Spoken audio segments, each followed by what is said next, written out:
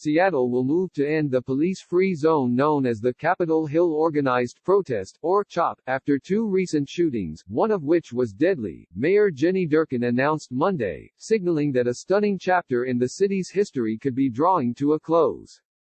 The mayor said the violence was distracting from changes sought by thousands of peaceful protesters seeking to address racial inequity and police brutality. Activists set up CHOP in the city's Capitol Hill neighborhood about 2 weeks ago, barricading off the area after police evacuated a ransacked precinct building there.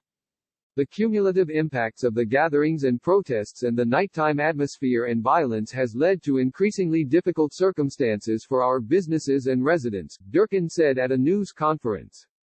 The impacts have increased and the safety has decreased.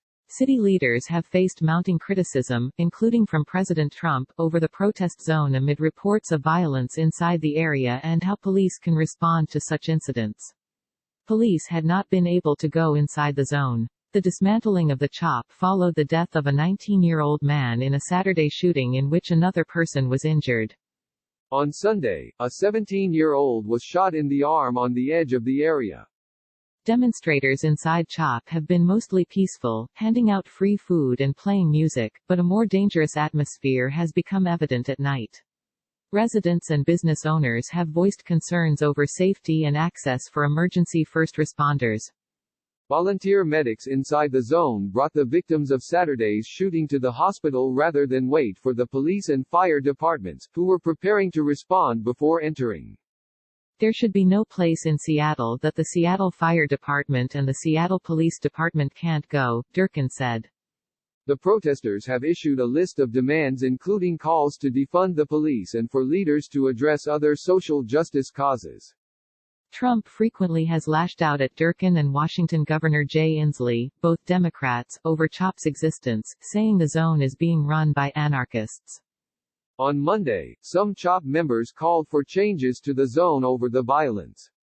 In an open letter addressed to organizers, a group of 25 activists and volunteers asked leaders to set up a safe use area on the outskirts of the zone, create different signage encouraging intoxicated persons to stay away and implement a curfew to prevent destructive behavior at night. We would like to acknowledge that no organizations, protests, or revolutions are perfect, the group wrote. We must all be willing to collectively learn and react quickly to mistakes made within our movement. We do not want to see what was started with the intention of lifting the BLM message destroyed before us all. Click here to get the Fox News app.